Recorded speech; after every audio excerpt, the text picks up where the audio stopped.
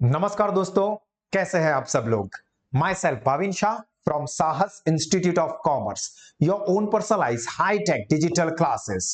MS university में TY BCom के 6th semester में हमारा सब्जेक्ट इंश्योरेंस प्रोडक्ट, और इस वक्त हम लोग इस सब्जेक्ट के यूनिट नंबर 2 यानी कि रेगुलेशन टू इंश्योरेंस को स्टडी कर रहे हैं। और आज के इस स्पेसिफिक सेशन के अंदर हम लोग इस यूनिट का सेकंड पार्ट डिस्कस करने वाला है। लास्ट वाले पार्ट में हम लोगों ने टॉपिक नंबर 1 2 3 डिस्कस किए थे, और आज हम लोग टॉपिक 4 ऑनवर्ड्स डिस्कस करने वाले हैं। तो आप सब लोग बहुत ही ध्यान से इस सेशन को देखना ताकि सारी चीजें आपके माइंड में क्लियर हो जाए। और अगर आप लोग टीवाई बीकॉम के बाद एक एक्सीलेंट प्रोफेशनल करियर सिर्फ 2 सालों में बनाना चाहते हैं, तो आप सब लोगों को कंपनी सेक्रेटरी कोर्स के बारे में जरूर जानना चाहिए। और इसका एक्सीलेंट एजुकेशन लोवेस्ट फीस के ऊपर साहस इंस्टीट्यूट प्रोवाइड करता है। तो अगर आपको इसके बारे में कुछ अधिक जानकारी चाहिए तो आप इन नंबर्स पे कॉल या व्हाट्सएप कर सकते हैं। तो चलिए अब जल्दी से शुरू करते हैं हमारा डिस्कशन। और याद रखना दोस्तों कि इस चैप्टर के अंदर जो इंफॉर्मेशन है उसमें कॉन्सेप्चुअल इंफॉर्मेशन कम है, मतलब समझने वाली चीजें कम है, बट इंफॉर्मेशन बहुत ज्यादा है जो कि आपको याद रखनी होगी, मेमोराइज करनी होगी। तो देखो यहां पे टॉपिक नंबर 4 है हमारा प्राइमरी इंश्योरेंस लॉज। तो यहां पे हम पहले बात करेंगे इंश्योरेंस एक्ट 1938 के बारे में। जो भी इंपॉर्टेंट चीजें हैं मैंने उसको हाईलाइट और बोल्ड किया हुआ है, तो आपको एग्जाम ओरिएंटेड उन्हीं इंफॉर्मेशंस को याद रखना है। The insurance act 1938 and insurance rule 1939 primarily govern यानी कि manage the conduct of the insurance business in India. The preamble of the act, जो ये एक्ट है इंश्योरेंस एक्ट 1938, उसका प्रीएम्बल का मतलब होता है प्रस्तावना। क्या कहता है? The preamble of the insurance act के हिसाब से insurance act is an act to consolidate and amend the law relating to the business of insurance in India. देखो क्या है जो प्रीएम्बल है, वो क्या कहता है कि ये जो एक्ट है is an act to consolidate and amend. Consolidate मतलब जो अलग अलग लॉस बने उसको कंसोलिडेट करना यानी कि इकट्ठा करना, एंड अमेंड यानी कि इंप्रूव करना। किसको? Law relating to the business of insurance. Most of the provision of the act are applicable to all class of insurance business, मतलब इस एक्ट के अंदर के मेजोरिटी जो प्रोविजन है वो सभी कैटेगरी के इंश्योरेंस को अप्लाई होते हैं। कुछ खास याद रखने के लिए नहीं है। मेन 1938 का इंश्योरेंस एक्ट है और इंश्योरेंस रूल है 1939 का, जो कि भारत में इंश्योरेंस के सेक्टर को मैनेज करता है। डेफिनेशन, तो लाइफ इंश्योरेंस बिजनेस जिसकी डिफिनेशन दी है section 211, section 2 subsection 11, and includes the contract of the insurance upon human life. देखो लाइफ इंश्योरेंस क्या है? ह्यूमन लाइफ के इंश्योरेंस का contract which include the granting of disability allowances, accident benefit, annuities and superannuation allowance. Superannuation allowance मतलब retirement, superannuate यानी कि retirement. तो ये सारी चीजें भी हो सकती है, मेन डेथ के लिए होता है, और उसके साथ साथ डिसेबिलिटी हो या दूसरे अलाउंसेस हो या एक्सीडेंट बेनिफिट हो या एन्युइटीज हो या फिर सुपर एन्युएशन अलाउंस, ये सारी चीजें लाइफ इंश्योरेंस कवर करता है। And this business may be linked और नॉन लिंक्ड बिजनेस और बोथ, मतलब कि ये इंश्योरेंस बिजनेस जो लाइफ इंश्योरेंस है वो लिंक्ड हो सकता है, नॉन लिंक हो सकता है, या दोनों का कॉम्बिनेशन भी हो सकता है। Then general insurance business is defined under section 2 subsection 6b and that includes marine, fire and miscellaneous insurance। देखो जनरल इंश्योरेंस के अंदर मरीन इंश्योरेंस यानी कि जब ओशन सी रूट से यहां पे हम लोग कुछ ट्रांसपोर्ट करते हैं तो ये जनरली होता है। Fire and miscellaneous insurance business whether carried on singly or in the combination with one or more of them that may be linked insurance business, मतलब कोई एक ही सेक्टर, कोई एक ही कंपनी मैनेज करती हो या एक से ज्यादा, मतलब लिंक्ड हो जाती है। जो क्या है ना यहाँ पे लिंक्ड और नॉन लिंक्ड, जो कि ऊपर में भी आया कि लाइफ इंश्योरेंस में भी लिंक्ड भी हो सकते हैं, मतलब दो कंपनी मिलकर भी काम कर सकती है या सेपरेट भी कर सकती है। And then the definition of insurer, insurer मतलब मोस्टली इंश्योरेंस कंपनी जो इंश्योरेंस देने का काम करती है वो। as defined in section 2 subsection 9 as amended by IRDA Act 1999 means and includes. याद रखना इंश्योरर के अंदर कौन कौन कवर होते हैं, तो कोई इंडिविजुअल हो सकता है जो कि इंश्योरर हो यानी कि इंश्योरेंस देता हो, इंश्योर्ड पर्सन मतलब जिसने इंश्योरेंस लिया है, एंड इंश्योरर मतलब जिसने इंश्योरेंस दिया हुआ है। तो वो कोई इंडिविजुअल हो सकता है या तो फिर बॉडी ऑफ इंडिविजुअल, अनइनकॉर्पोरेटेड मतलब बॉडी ऑफ इनकॉर्पोरेशन मतलब कुछ लोग हो और वो अनइनकॉर्पोरेटेड है, देन बॉडी कॉर्पोरेट यानी कि company but not incorporated under the law of country. देखो कंपनी है बट भारत के अंदर नहीं बनी हुई है। Any body corporate standing as subsidiary company within the meaning of Indian companies act 1956, Indian company act के अंडर में आने वाली कोई सब्सिडियरी कंपनी हो सकती है। Any person who has a standing contract with the underwriter, who is a member of Society of Lloyd's and authorized to issue cover notes and other document to others on their behalf in conducting the insurance business। Main आपको याद रखना है members of the Society of Lloyd's, ये याद रखना है। तो कौन कौन हुए, individual, body of individual, body corporate not incorporated under India country Indian law, any body corporate as a subsidiary company which is formed under Companies Act 1956 and a person or member of the Society of Lloyd's, ये सब cover होते हैं insurer में। Then licensing, तो licensing के बारे में बताया गया है सेक्शन 3 में। तो section 3 of the act as amended by IRDA act triple means 1999 read together with section 3A and 3B deals with registration, sanctioning of license and its renewal। देखो किसके साथ मेन वर्क करता है, तो ये सेक्शन 3, इसके साथ साथ आता है सेक्शन 3A and 3B which deals with the registration, sanction of licence मतलब लाइसेंस को परमिट करना, एंड इट्स रिन्यूअल मतलब लाइसेंस को रिन्यू करना, and insurance of certificate of soundness for life insurer. जो लाइफ इंश्योरर है उनकी साउंडनेस कैसी है, मतलब कि क्या वो फाइनेंशियली स्ट्रांग है या नहीं, ये सब यहां पे सेक्शन 3 के अंडर में मैनेज होता है। लाइसेंसिंग की कंडीशंस भी है यहां पे। तो under the act it is mandatory that only an Indian insurance company can carry on an insurance business in India. याद रखना लाइसेंसिंग कंडीशन क्या है कि सिर्फ और सिर्फ कोई भारतीय कंपनी ही इंश्योरेंस बिजनेस भारत में कर सकती है। मतलब कोई फॉरेन की कंपनी होगी बट उसने भारत की किसी कंपनी के साथ कॉम्बिनेशन किया होगा। An Indian insurance company is a company registered under the Companies Act 1956। अब इंडियन कंपनी भी कौन सी, जो इंडियन कंपनी एक्ट 1956 के अंडर में रजिस्टर्ड हुई है, where the aggregate foreign equity share holding does not exceed 26%। ये हमने इसी यूनिट के पार्ट 1 में भी देखा था कि फॉरेन कंपनी यहां पे मेंबर बन सकती है पर उसका इक्विटी होल्डिंग 26% से ज्यादा नहीं हो सकता। ये चीज आपको एमसीक्यू में काम लग सकती है। And whose sole purpose is to carry on a life general और री इंश्योरेंस बिजनेस, और उन कंपनी का जो फॉरेन कंपनी होगी उनका प्योर बिजनेस यहाँ पे इंश्योरेंस का ही होगा। मतलब ऐसा नहीं होगा कि कोई और मकसद के लिए यहाँ पे इंश्योरेंस के थ्रू वो एंट्री करना चाहते हैं। उसके बाद नेक्स्ट जो कि है important topic, 2 stage licensing process. पर वो टॉपिक हम लोग डिस्कस करें इससे पहले अगर आपको ये सेशन अच्छा और काम का लगता है तो आप लोग यहाँ पे जरूर से इस वीडियो को लाइक करें।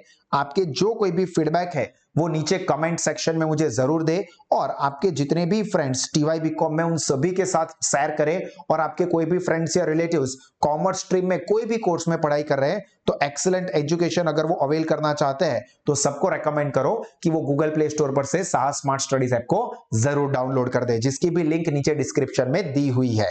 चलिए अब हम बात करते हैं 2 स्टेज लाइसेंसिंग प्रोसेस की, जिसमें स्टेज 1 है requisition for the registration. Requisition यानी कि required conditions. An application has to be made to the authority with all prescribed disclosure norm. मतलब यहां पे हमें एक एप्लीकेशन देनी पड़ेगी अथॉरिटी को विथ ऑल प्रिस्क्राइब्ड नॉर्म्स, मतलब सारी जो भी कंडीशंस रिक्वायरमेंट है उसके साथ। Some of the important items cover are as follows, जिसके अंदर पहले तो आएगा प्रोमोटर्स बैकग्राउंड। प्रमोटर्स मतलब जो ये इंश्योरेंस कंपनी सेटअप कर रहे हैं वो लोग, उनका बैकग्राउंड, उनकी financial strength, share holders agreement and reason for entering in the sector. इस सेक्टर में आप क्यों आना चाहते हो ये भी दिखाना पड़ेगा। देन डायरेक्टर जो है वो डायरेक्टर्स बैकग्राउंड, कंपनी का capital structure initial and future, मतलब अभी का कैपिटल स्ट्रक्चर क्या है और फ्यूचर के क्या प्लान है, फाइनेंशियल प्रोजेक्शन फॉर 5 इयर्स, आने वाले 5 सालों के आपके प्रोजेक्ट क्या होंगे, scenario building and sensitive analysis and rural and social sector strategy, आप लोग रूरल एरिया के लिए, समाज के लिए, सोशल सेक्टर के लिए आप लोग क्या करोगे उसकी स्ट्रेटेजी बताओ। And there is no provision for appeal in the event of a second rejection, ये चीज ध्यान रखना कि एक बार सेकंड बार भी रिजेक्ट हो जाती है एप्लीकेशन तो उसके बाद यहां पे वो लोग फिर से अपील नहीं कर सकते, मतलब एक बार एप्लीकेशन देते रिजेक्ट हो गई कोई बात नहीं, वो फिर से कर सकते हैं एप्लीकेशन, फिर से भी रिजेक्ट हो जाती है तो फिर अब वो कंपनी ऐसा समझ लो कि डिस्क्वालीफाई हो गई, अब वो यहां पे फिर से यहां पे एप्लीकेशन नहीं डाल सकती। पर ध्यान रखना, ये भी एक नोट याद रखनी है, और revised application is permissible by the applicant company only after 2 years with an additional condition that this will be with a new set of promoters or for different class of insurance business, मतलब अगर आप फिर से application देना भी चाहते हो तो कम से कम 2 साल के बाद देनी होगी, और वहां पर भी ये बताना होगा कि हमने ये कुछ एडिशनल कंडीशंस मींस इंप्रूवमेंट किए हुए हैं, जो नए प्रमोटर्स हैं उनको लेके आए हैं, और हमने जो इंश्योरेंस बिजनेस है उसका क्लास भी हमने चेंज कर दिया, मतलब कोई और प्रोडक्ट या सर्विस सिलेक्ट करेंगे। एंड सेकंड स्टेज है एप्लीकेशन फॉर रजिस्ट्रेशन, देखो पहले आया था रिक्विजिट, ये देखो रिक्विजिशन फॉर रजिस्ट्रेशन, और अब जो है that is application for registration. तो after the requisition is granted by authority, मतलब अथॉरिटी ने ग्रांट कर दिया कि ठीक है जो रिक्वायरमेंट्स थी आपने वो फुलफिल कर दी है तो अब आप एंट्री ले सकते हो, पर इसके लिए क्या करना होगा, आपको बाकी के नीचे के जो डॉक्यूमेंट्स है और इंफॉर्मेशन है वो प्रोवाइड करनी होगी। तो information to be disclosed includes, मतलब यहां पे क्या क्या इंफॉर्मेशन आपको देनी होगी, तो proof of paid up capital of 100 crore, क्योंकि ऑलरेडी आगे हमने देख लिया था पार्ट 1 में कि मिनिमम 100 करोड़ की पेड अप कैपिटल होनी चाहिए, तो उसका प्रूफ देना पड़ेगा। Proof of deposit, marketing and distribution information, this should include the information of market research, main चीज ये है मार्केटिंग एंड डिस्ट्रीब्यूशन की information, product information, distribution strategy and details, sales promotion, customer service आप कैसे दोगे, ये सारी चीजें डिटेल में यहां पे इंफॉर्म की जाती है, आपको सिर्फ नॉलेज के लिए पढ़ना है, exam oriented note important. Operation मतलब कैसे काम करोगे, information should cover underwriting, information technology, then internal control, personal यानी कि एम्प्लॉइज उसकी information, investment information on the investment philosophy, मतलब आपकी फिलोसॉफी क्या है, आप इन्वेस्टमेंट करते वक्त क्या चीजें सोचते हो, strategy and ground level arrangement, reinsurance, information on approach and terms, reinsurance अगर करना होगा तो उसके लिए क्या अप्रोचेस करने होंगे, क्या टर्म्स होगी, expenditure, this should includes a description of the manner in which expenses of the administration have been estimated, मतलब क्या लगता है कितने खर्चे होंगे ये चीज चेक की जाएगी। This expense will have to be distinguished between first year and renewal, fixed and variable, मतलब एक्सपेंस को भी आपको बाइफरकट कर देना पड़ेगा कि फर्स्ट ईयर में कितना होगा, फिर रिन्यूअल करते वक्त हर एक साल कितना होगा, फिक्स्ड एक्सपेंस कितना होगा, वेरिएबल एक्सपेंस कितना होगा, ये सारी चीजें मेंशन करनी होगी। The proposed expense as a percent of premium at a level of operational office, supervisory office and head office, ये सारी इंफॉर्मेशन देनी पड़ेगी। देन लाइसेंसिंग क्राइटेरिया, तो some of the important parameter includes, मतलब कौन से पैरामीटर के ऊपर लाइसेंस ग्रांट किया जाएगा कंपनी को इंश्योरेंस बिजनेस में एंटर होने के लिए, तो प्रमोटर एंड डायरेक्टर्स बैकग्राउंड, मतलब अगर प्रमोटर स्ट्रांग है, डायरेक्टर स्ट्रांग है तो भी ठीक है, आप इतने कैपेबल हो कि कर पाओगे, अगर ऐसा लगता है कि प्रमोटर ये डायरेक्टर बेवकूफ है, नहीं उतना मैनेज कर पाएगा, रिजेक्ट भी कर सकते हैं। Promoter financial strength, volume of business and earning prospectus, अगर अच्छा वॉल्यूम होगा, अर्निंग प्रोस्पेक्टस अच्छा दिखता है तो फिर उनको परमिशन देंगे यानी कि लाइसेंस देंगे। रूरल एंड सोशल सेक्टर के ऊपर भी आपने फोकस दिखाया है कि देखो हम जो विलेज एरियाज है उनके डेवलपमेंट के लिए भी ये काम करने वाले हैं, तो भी लाइसेंस मिलेगा।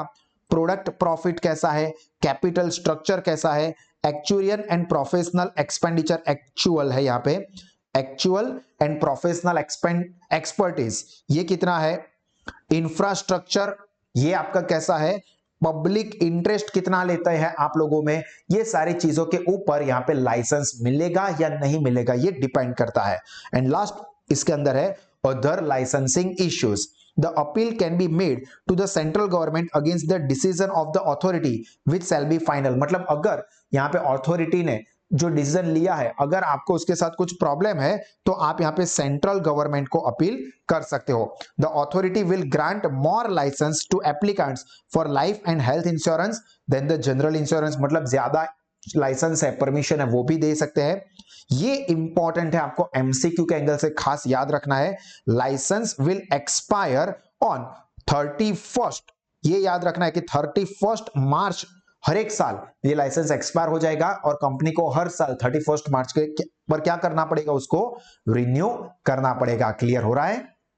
अब हम लोग नेक्स्ट टॉपिक डिस्कस करें उससे पहले मैं आप सबको बता दूं दोस्तों कि अगर आपके कोई भी छोटे भाई बहन है, फ्रेंड्स, रिलेटिव्स कॉमर्स स्ट्रीम में कोई भी लेवल पे, चाहे वो 11th 12th हो, एफआई, टीवाई, बीकॉम, सीए या सीएस के कोई भी लेवल के लिए एक्सीलेंट एजुकेशन लेना चाहते हैं तो उन सबको रेकमेंड करो कि वो साहस इंस्टीट्यूट के साथ जुड़े, जहां पे लोवेस्ट फीस पे एक्स्ट्राऑर्डिनरी एजुकेशनल फीचर्स उनको मिलेंगे और इससे आप लोग भी कैश रिवॉर्ड अर्न कर सकते हो। तो इसका बेनिफिट आज ही जरूर लीजिए।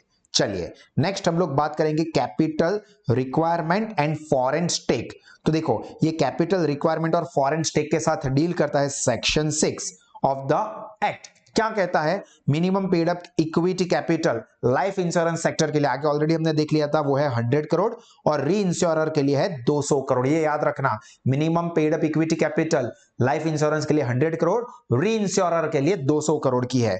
And the capital contributed can only be in the form of equity share. याद रखना कि इक्विटी शेयर ही चलेंगे, यहां पे प्रेफरेंस शेयर नहीं परमिटेड है। तो मेन चीज याद रखना है, कैपिटल रिक्वायरमेंट लाइफ इंश्योरेंस 100, री इंश्योरर 200 करोड़ और यहां पे इक्विटी शेयर ही चाहिए, प्रेफरेंस शेयर नहीं चलेंगे। फिर ये नोट आपको याद रखनी है, the GIC will not be required to bring additional capital, क्योंकि वो ऑलरेडी 215 करोड़ के प्लस का उनका इक्विटी है। एलआईसी के अंदर कैपिटल कम था इसलिए 100 करोड़ की यहां पे मिनिमम रिक्वायरमेंट आ गई थी कि जो लाने पड़ेंगे 5 करोड़ के 100 करोड़ करने पड़ेंगे, बट यहां पे ऑलरेडी 215 करोड़ ही थे तो कोई टेंशन की बात नहीं थी। The certificate of registration of insurance business is for a period of 1 year only. जो याद रखना कि जो सर्टिफिकेट ऑफ रजिस्ट्रेशन होता है वो 1 साल के लिए ही दिया जाता है। The certificate is renewal for every year. The insurance company has to apply for the renewal of license by paying the requisite fee of rupees 50,000, 50,000 रुपए की रिन्यूअल फीस है। And along with 1% of total gross premium written directly by the insurer in India during the last financial year। Last financial year के जो भी gross premium collect हुए उसका 1% जो है वो डायरेक्टली कहां जाएगा? इंश्योरर इन इंडिया के पास। The application for renewal has to be made in the month of December. Renewal के लिए एप्लीकेशन देनी पड़ेगी दोस्तों दिसंबर महीने में। तो बस यहां पे एमसीक्यू के एंगल से जो याद रखना है वो यही है, 100 करोड़ 200 करोड़ इक्विटी शेयर ही चाहिए, प्रेफरेंस शेयर नहीं, और जो सर्टिफिकेट होता है वो 1 साल के लिए दिया जाता है। उसके बाद नेक्स्ट टॉपिक है that is assignment or transfer of insurance policy, जो कि डील करता है सेक्शन 38 के अंडर में। तो यहां पे जो मेन चीज है वही समझो, बाकी की बहुत सारी इंफॉर्मेशन सिर्फ और सिर्फ जो डेटा में है, लिखा है, रिकॉर्ड में है, इसलिए काम की नहीं है। देखो, a transfer or assignment of a policy of life insurance may be made only by an endorsement. देखो, अगर आपको ट्रांसफर करना है इंश्योरेंस पॉलिसी को तो वो सिर्फ और सिर्फ एंडोर्समेंट से ही हो सकता है अपॉन द पॉलिसी इटसेल्फ। मतलब पॉलिसी के पेपर के ऊपर ही आप एंडोर्समेंट उसको कर सकते हो, या तो फिर बाय अ सेपरेट इंस्ट्रूमेंट, मतलब एक दूसरा इंस्ट्रूमेंट आप एंडोर्समेंट का बनाओगे which is signed by the transferor और बाय द असाइनर और he is a duly authorized agent and attested by at least one witness कि भाई हाँ उसने अपनी मर्जी से ये इंश्योरेंस को यहां पे ट्रांसफर या असाइन किया है। Specially setting fourth the fact of the transfer or assignment. मतलब मेन चीज ये है कि यहां पे अगर पॉलिसी है उसको ट्रांसफर करना या असाइन करना है तो वो कंपलसरी एंडोर्समेंट से ही होगा, जो कि पॉलिसी के ऊपर ही किया जाएगा एंडोर्समेंट, या तो फिर सेपरेट एक इंस्ट्रूमेंट से।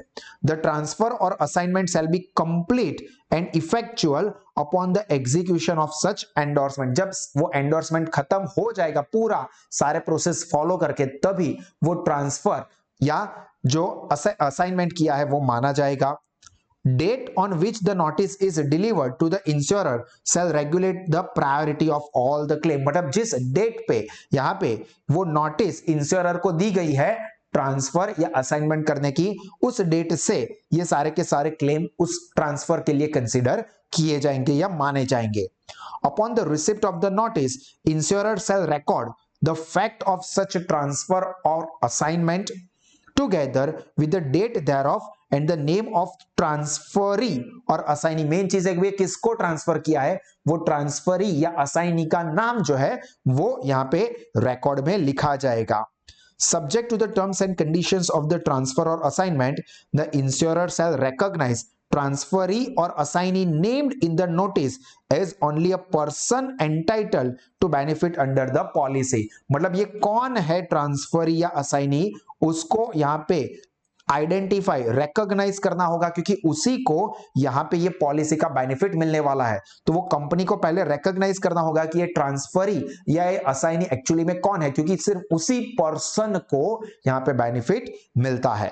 And any rights and remedies of an assignee or transferee of a policy of life insurance under an assignment or transfer affected prior to commencement of this act shall not be affected by the provision of this section. मतलब जिसने पहले ये कर दिया है उनके लिए ये जो नए सेक्शन है, नए प्रोविजंस है जो कि इस एक्ट में बाद में बनाए गए, उसको कोई कनेक्शन नहीं होगा।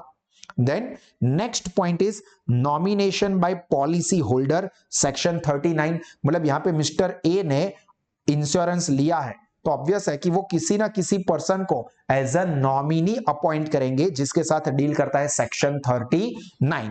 तो the holder of policy of life insurance of his own life may when effecting the policy or at any time before the policy matures for payment। याद रखना कि पॉलिसी मैच्योर्ड हो जाए उससे पहले कभी भी जिसने भी पॉलिसी ली है लाइफ इंश्योरेंस पॉलिसी, वो नॉमिनेट कर सकता है पर्सन और persons to whom the money secured by the policy shall be paid. मतलब मिस्टर ए जो है पॉलिसी की मैच्योरिटी से पहले बता देंगे कि ये जो पॉलिसी के पैसे है वो किस पर्सन या पर्संस को देने हैं, और जिसका नाम वो लिखेगा वो यहां पे हम लोग कहेंगे nominee.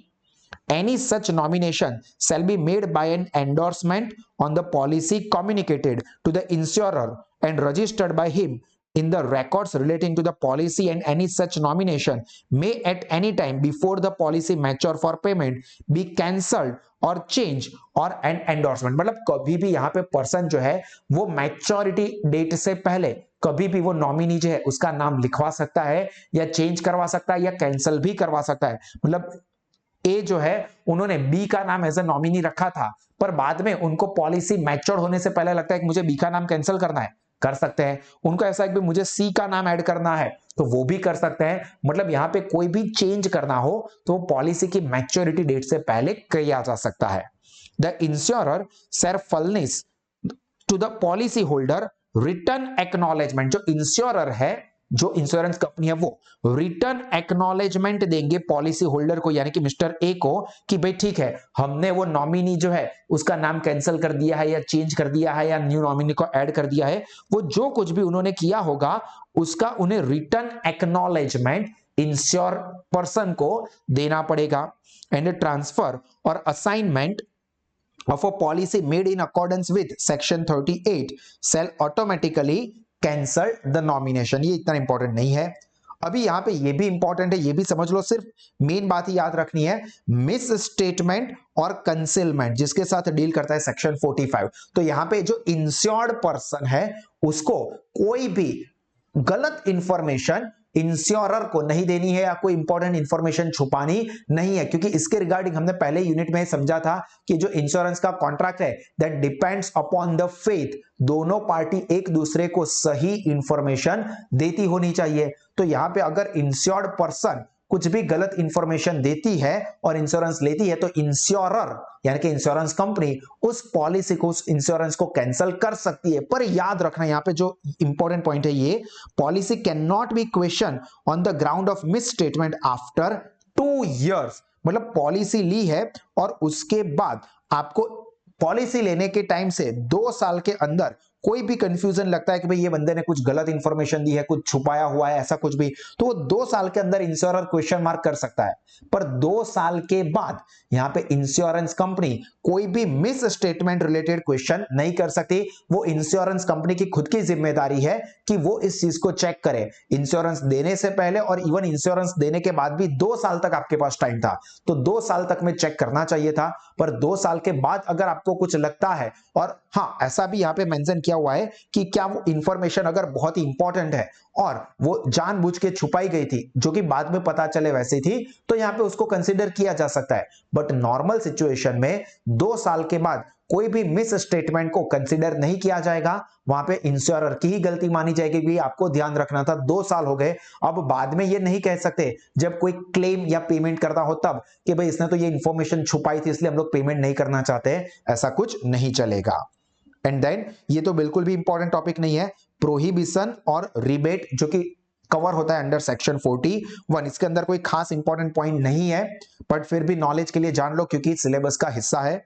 No person shall allow or offer to allow to any person to take or renew or continue insurance in respect of any kind of risk relating to lives or property in India, any rebate of the whole or part of the commission payable or any rebate of the premium shown on the policy, nor shall any person taking out a continuing a policy accept any rebate except such rebate as may be allowed in accordance with the published prospectus or tables. मतलब कि यहां पे कोई भी rebate या discount या commission ऐसा कुछ भी ले या नहीं दे सकते, सिर्फ अगर वो पब्लिश प्रोस्पेक्टस में है इंश्योरर के, यानी कि इंश्योरेंस कंपनी के प्रोस्पेक्टस में वो कहा गया है कि भाई हम इस तरह से कंसेशन दे सकते हैं, इस तरह से डिस्काउंट दे सकते हैं, उस तरह से रिबेट दे सकते हैं, सिर्फ तो ही वो वैलिड, अदरवाइज कोई डिस्काउंट, कोई कंसेशन, कोई रिबेट नहीं चलेगा।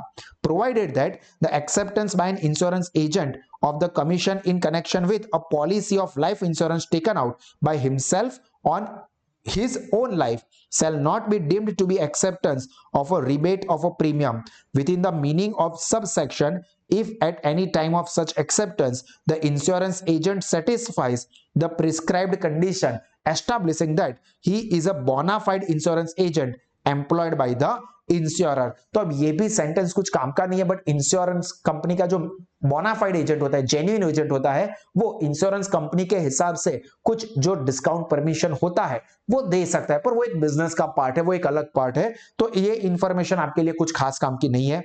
Any default, any person making the default, मतलब कोई गलती करता है in complying with the provision of this section, ये इंपॉर्टेंट है, shall be punishable with fine which may extend to 500 rupees. मतलब कितना बड़ा पैसा हो गया, 500 रुपए की पेनल्टी लगेगी, और वो भी क्या का है, एक्सटेंडेड टू, मतलब मैक्सिमम 500 रुपए, बाकी उससे कम होगी। तो अभी 500 रुपए की कोई वैल्यू ही नहीं रही, तो हो सकता है कि यहां पे ये प्रॉब्लम फेस करने का आ सके। अब जो नेक्स्ट टॉपिक है हमारे दोस्तों, वो रिलेटेड है with IRDA, insurance regulatory and development authority of India. तो यहाँ पे उनकी ड्यूटीज क्या है, देखो ड्यूटीज, फंक्शंस, पावर्स, वो सब पॉइंट हमें देखने हैं, पर वो डिस्क्रिप्टिव एग्जाम में आपको याद रखने होंगे। MCQ एग्जाम में आपको डायरेक्टली उतना कनेक्टेड नहीं, आपको इस तरह से आ सकता है कि from the following blank is the duty or blank is not the duty of IRDA or power or function of IRDA or not the function of IRDA। तो ये ड्यूटीज, पावर्स और फंक्शंस को आप अच्छे से एक बार सिर्फ रिफर करना है MCQ के एग्जाम के लिए। हाँ, डिस्क्रिप्टिव में आपको सारे याद रखना है, बहुत इंपॉर्टेंट क्वेश्चन हो जाएगा डिस्क्रिप्टिव एग्जाम के लिए। तो the primary duty of IRDA is to regulate, promote and ensure orderly growth, orderly यानी कि proper growth and conduct of the insurance business and reinsurance business. मतलब IRDA को ध्यान रखना है कि regulation, promotion and growth insurance sector का अच्छे से चलता रहे। Maintain proper accounts and other relevant records, सब अकाउंटिंग का वर्क प्रॉपर मैनेज करना है। Prepare annual statement of the account, मतलब बैलेंस शीट बनानी होगी in such a form as prescribed by the central government in consultation with CAG। CAG का मतलब होता है कंट्रोलर एंड ऑडिटर जनरल, जो कि देश के चार्टर्ड अकाउंटेंट्स माने जाते हैं। It has to comply with the direction of the central government। Central government जो डायरेक्शन देता है उसके हिसाब से काम करना ये IRDA की ड्यूटी है। The authority has to submit the audited balance sheet and other financial statement to central government। ये IRDA को क्या करना होगा, जो ऑडिटेड बैलेंस शीट है और बाकी के फाइनेंशियल स्टेटमेंट है वो सेंट्रल गवर्नमेंट को सबमिट करवाने पड़ेंगे, उनकी ड्यूटी में आता है। The authority has to submit all financial statement to the central government within 9 months। देखो बैलेंस शीट के साथ साथ बाकी के भी फाइनेंशियल रिकॉर्ड्स दिखाने पड़ेंगे और वो भी 9 महीनों के from the completion of the relevant financial year, यानी कि 31 मार्च को अगर ईयर खत्म होता है तो 31 दिसंबर तक ये सब रिकॉर्ड गवर्नमेंट सेंट्रल गवर्नमेंट को प्रेजेंट करने पड़ेंगे। It has the duty to scrutinise यानी कि चेक, माइन्यूटली चेक करना all existing and new insurance product. जो भी इंश्योरेंस की प्रोडक्ट एग्जिस्टिंग में है या नई प्रोडक्ट आती है उसको माइन्यूटली चेक करना है। रेट्स कितने चार्ज हो रहे हैं, टर्म्स एंड कंडीशंस क्या है, ये सारी चीजें जो कस्टमर्स होते हैं यानी कि इंश्योर्ड पर्सन, उनके एंगल से यहां पे IRDA चेक करेगा, ऑब्जर्व करेगा। The authority is duly bound to follow the direction issued by central government। Central government ने जो भी डायरेक्शंस दी है उसको फॉलो करने के लिए भी वो बाउंड यानी कि बंधा हुआ है। कौन? IRDA। Authority has the general duty to protect the interest of the policy holder। और मेन उनकी रिस्पॉन्सिबिलिटी क्या है कि जो पॉलिसी होल्डर है, आप मेरे जैसे आम इंसान, उनके इंटरेस्ट को प्रोटेक्ट करना है। Then powers of IRDA। देखो IRDA की ड्यूटीज देखिए, उसी तरह से IRDA को कुछ पावर्स भी मिलते हैं। तो वो पावर्स, ये भी दोस्तों डिस्क्रिप्टिव के लिए सारे पॉइंट्स याद रखने हैं, MCQ के लिए इतना इंपॉर्टेंट नहीं है। The authority has the general and supervisory and administrative authority. देखो supervisory and administrative power over insurance industries. Powers to appoint the staff and officer. IRDA जो स्टाफ मेंबर्स है उसको अपॉइंट कर सकता है, ऑफिसर्स को अपॉइंट कर सकता है जो कि सेक्टर के मैनेजमेंट के काम को स्मूथली कर सके। Authority can even delegate some general or special power by an order in writing to the chairperson or members of the authority along with some conditions. मतलब यहाँ पे जो ऑथोरिटी है वो अपने पावर डेलीगेट भी कर सकती है किसी चेयरपर्सन या मेंबर को। Powers to constitute a committee, मतलब यहां पे IRDA जो है वो कमिटी भी कॉन्स्टिट्यूट कर सकती है। Power to hold and acquire movable और इमूवेबल प्रॉपर्टी, मतलब IRDA मूवेबल और इमूवेबल प्रॉपर्टी को भी होल्ड कर सकती है। Power to issue a certificate of registration, renew, modify, withdraw, suspend or cancel registration of the insurer. मतलब इंश्योरर को यहां पे रजिस्ट्रेशन का सर्टिफिकेट दे सकती है, उस सर्टिफिकेट को रिन्यू कर सकती है, मॉडिफाई कर सकती है, विड्रॉ, सस्पेंड या कैंसल। मतलब जिसने भी यहाँ पे पावर दिया है उसके पास वो भी पावर्स होंगे ही कि वो सब कैंसल या चेंज या मॉडिफाई भी कर सके। Power to prepare a code of conduct. Code of conduct यानी कि रूल्स रेगुलेशन बनाने का पावर किसके लिए? फॉर द एजेंट्स और सर्वेयर्स और लॉस एसेसर्स और अदर इंटरमीडियरीज लाइक एजेंट्स होते हैं वो सब, उन सब के लिए कोड ऑफ कंडक्ट्स यानी कि रूल्स रेगुलेशंस बनाएंगे कि वो लोग किस तरह से काम करेंगे इंश्योरेंस सेक्टर में। Powers to levy the fees and other charges, मतलब वो फीस लगा सकते हैं, कुछ और चार्जेस लगा सकते हैं for carrying out the purposes of this act. मतलब ये एक्ट के जो भी काम है वो काम के लिए वो कुछ ना कुछ फीस या चार्ज भी ले सकते हैं। Power to call the information, call यानी कि मंगवाना, डिमांड करना, कि वो इंफॉर्मेशन डिमांड कर सकते हैं, इन्वेस्टिगेट कर सकते हैं, including the audit of the insurer means insurance company और इंटरमीडियरीज और other organisation connected with the insurance business. तो यहां पे वो उन इंटरमीडियरीज या इंश्योरर्स के अकाउंट्स को मांग सकते हैं, इंफॉर्मेशन मांग सकते हैं चेकिंग के लिए या ऑडिट करने के लिए। It has the power to regulate the margin of solvency and investment fund of the insurance company। जो इंश्योरेंस कंपनी है उनका मार्जिन ऑफ सॉल्वेंसी क्या रहेगा और उनका इन्वेस्टमेंट किस तरह से होगा, इंश्योरेंस कंपनी को जो प्रीमियम मिलता है उसका वो इन्वेस्टमेंट करेंगे, उसके रिगार्डिंग भी डिसीजन यहाँ पे आईआरडीए ले सकता है, उनके पास पावर है। And power to exercise the power sanction by other insurance law, मतलब बाकी के जो इंश्योरेंस लॉ है उसके अंडर में जो पावर्स मिले हैं उन पावर्स को इस्तेमाल करने का पावर भी आईआरडीए के पास होता है। सो आई होप कि ये चीज आपको क्लियर हो गई होगी। और आज के सेशन का लास्ट टॉपिक जो कि है हमारा फंक्शंस ऑफ आईआरडीए, तो उनकी जो ड्यूटी है, उनको जो पावर मिले मोस्टली उनको वही काम करने होंगे, तो वो भी एक बार जरा देख लो। Promoting and regulating professional organisations connected with the insurance and reinsurance business, मतलब वो प्रमोट करेंगे एंड रेगुलेट करेंगे जो ऑर्गेनाइजेशंस ये इंश्योरेंस और री इंश्योरेंस सेक्टर में जुड़े हुए हैं। Promoting the efficiency in the conduct of the insurance business, जो एफिशिएंसी है इंश्योरेंस सेक्टर की भारत में उसको बढ़ाने का काम करेंगे। Act as an adjudicator, adjudicator मतलब सेटलमेंट करवाने वाला, मिडल मैन ऐसा समझ लो, in the dispute between the insurer intermediaries of the insurers, मतलब इंश्योरेंस कंपनी और उनकी जो इंटरमीडियरीज है उनके बीच में कोई डिस्प्यूट है तो वो डिस्प्यूट यानी कि प्रॉब्लम्स को सॉल्व करवाने का काम वो भी आईआरडीए कर सकता है, मतलब वो एक्ट करता है एज एन एडजुडिकेटर यानी कि settlement handler. It acts as a supervisory authority and regulate the functioning of tariff advisory committee and various insurance company, तो ये टैरिफ एडवाइजरी कमिटी और अलग अलग इंश्योरेंस कंपनी की सुपरवाइजिंग अथॉरिटी भी उनके पास होती है, वो काम करते हैं। To control and regulate rates, advantages, terms, conditions that may be offered by the insurer in respect of general insurance which are not controlled by tariff advisory committee. तो यहां पे क्या कर सकते हैं, आईआरडीए कंट्रोल कर सकता है किन चीजों को, तो रेट है, एडवांटेजेस है, टर्म्स एंड कंडीशंस जो कि इंश्योरेंस कंपनी देती है, जो कि ये टैरिफ एडवाइजरी कमिटी कंट्रोल नहीं कर सकती है, उन सारी चीजों को कंट्रोल कर सकता है आईआरडीए, तो वो काम करता है IRDA. And last point is to formulate the regulation regarding the insurance in the rural and social sector, तो यहां पे वो कुछ रेगुलेशंस बना सकते हैं जो कि रूरल और सोशल सेक्टर के डेवलपमेंट के लिए इंश्योरेंस कंपनी को फॉलो करने होते हैं। तो यहां पे हमारा ये टॉपिक खत्म हो रहा है। आई होप दोस्तों कि ये सारी चीजें आपको समझ में आई होगी।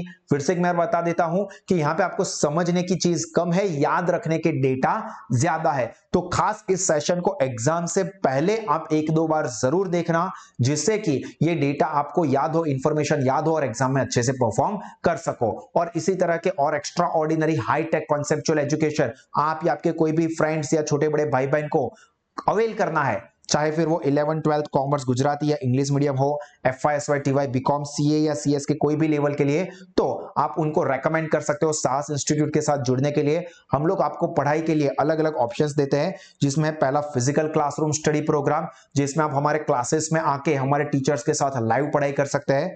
दूसरा है साहस ई क्लासेस, जो कि वर्चुअल लाइव इंटरैक्टिव सेशंस होते हैं और उसमें आप कहीं से भी हमारे साथ लाइव जुड़ सकते हैं, और वो भी आपने कभी भी कोई ऑनलाइन लेक्चर्स अटेंड किए होंगे तो उससे ये काफी अलग एक्सपीरियंस रहेगा, और यहाँ पे आपको ऐसा ही फील होगा जैसे आप हमारे जो डिजिटल क्लासेस है उसमें प्रेजेंट ही हो।